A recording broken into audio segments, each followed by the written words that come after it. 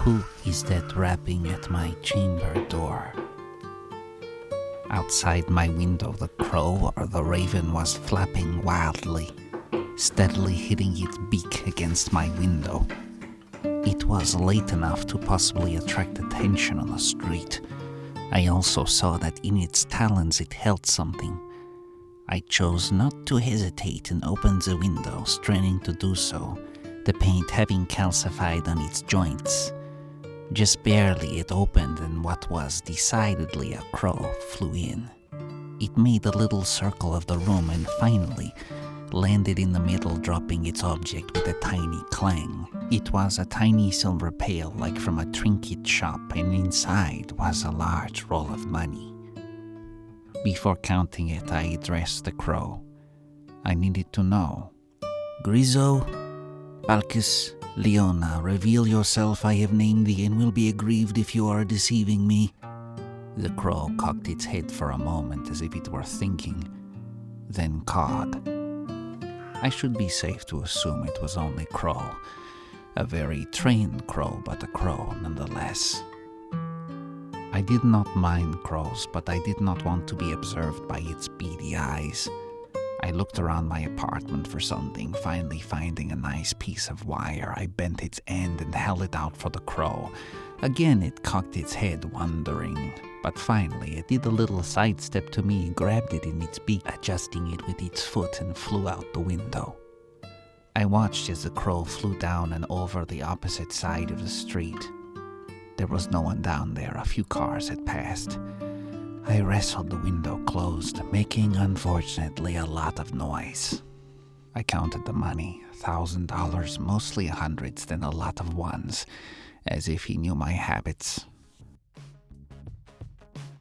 I packed my little rabbit backpack with spare underwear, a pair of socks, pencils, notebook, and toiletries. I tucked my other things in a dark corner and lay a blanket over them. I would be back, I think I said out loud to no one in particular. The well on my wall looked lonely. Some unfinished vines were trailing down towards it as if reaching to comfort it or to get its water. The pawn shop man looked happy to see me. Here for your watch? I barely could nod before he went into his storeroom and returned with it. Yeah, just in time. I had put it on Instagram yesterday and someone came in very interested in it. They asked about you. Obviously, I don't know you, but I told them you were a local. I hope you don't mind.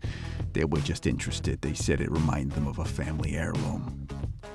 Was it, someone, how do I say, was it a pretty big man? Oh, no, woman. She came in from the rain, left her umbrella there, actually. Weirdest thing, I ran after her to return it and couldn't find her anywhere. I turned and saw a red umbrella in the corner by the door.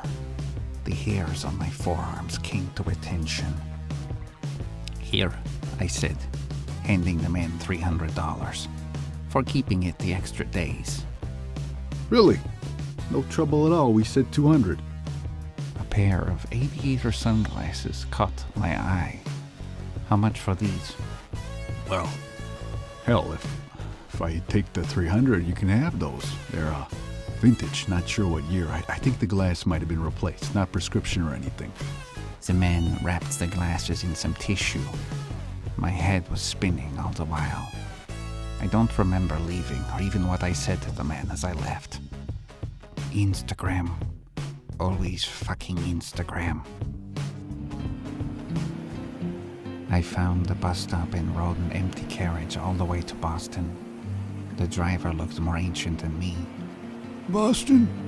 He asked, almost to make sure I was not on the wrong bus. Yes, I said, and then we rode the entire way in silence. The atrium of the Boston Library is a place I would go to often. I found a vacant table and let my mind wander. It was not anywhere near spring, but the weather was warming. False spring, as the writer Kurt Vonnegut calls it. In my reverie, my eyes glazed over, and I caught myself staring at a young woman across the atrium. I was startled as she smiled, picked up her books, and started to make her way towards me. She was most likely a college student. beautiful like jasmine in spring, and I blushed as she made her way closer. At the very last moment, a young man called her name and she turned and he rapidly embraced her. She talked rapidly with him and enthusiastically, only turning for a second to smile at me, embarrassed. I got up and I made my way to the exit, catching my reflection in the mirror. I had assumed my youngest form some point this morning, something I do for utmost discretion and maybe to justify my little pink rabbit backpack. I could not trust. This was most likely a college student she remembered me from around, I do not know. Some people knew me. She knew me from something. I am not handsome when I am in this shape. I also understand Timothée Chalamet is popular and I look something like him. But what was the point anyway? I found myself dreaming for an infinitesimal second as she approached a physical touch, and that scared me. Everyone is too young for me, but a college student is definitely too young. But sometimes the heart forgets. The last time I felt this sudden need for intimacy, for comfort, was when I was being hunted. It was like a domesticated rabbit suddenly aware of a predator nearby that needed to be swaddled, wrapped in something. Was Barnabas setting me up? Who was the woman in the red umbrella? Were they separate? Should I try to get in touch with Barnabas? Should I run? Or should I go to Providence where the well was calling for me? I felt comfort in the well's protection, but I did not know why. I climbed the streets of Beacon Hill and found my old apartment under construction. It pained me to leave, but it pained me more that the building would change. I grow attached to buildings and their shapes as if they have a soul. I realized suddenly that I was in my neighborhood during the day, a practice I almost never participated in when I lived here. My way was always to leave before dawn if I have something to do, to return at night when I was less perceptible. I went down the back alley to my old entrance. Somehow I craved to be recognized by someone I knew, to be questioned, to have my whole life story come blurting out, and in this fantasy for someone to believe me. The worst part about being immortal, unfortunately, is that no one believes you. Never mind the heartache, never mind the pain. Sometimes the worst is feeling like none of it is real, like you're a work of fiction by some hacky writer trying to write, I don't know, the next Twilight. I made my way downhill as the feeling subsided, the romance of the city soothing me with each cobbled step. The street lamps were humming to life.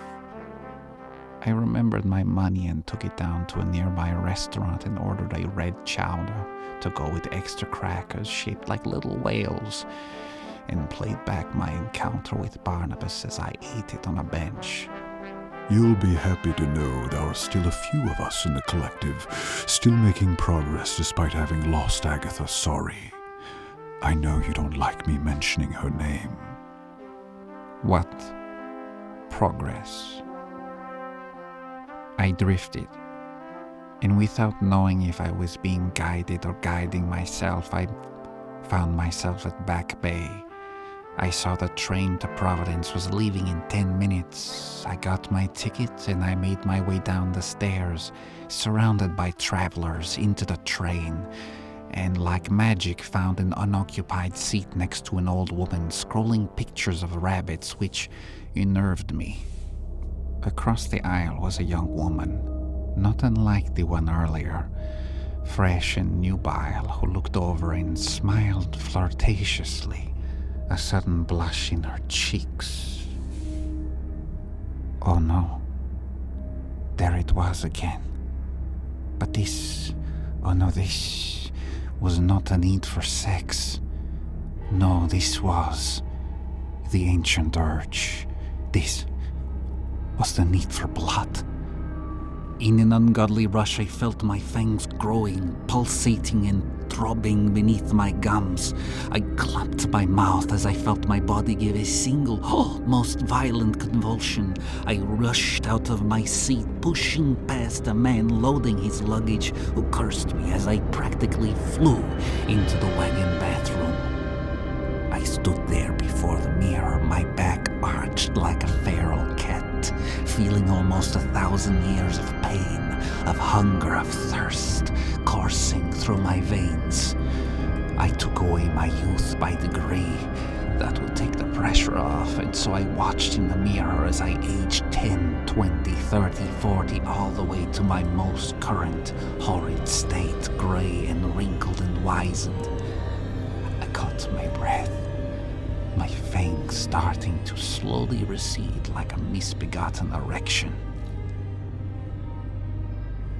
Every vampire has a different need for blood.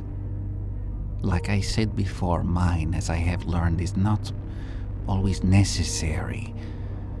But that is maybe because I am quite willingly weak.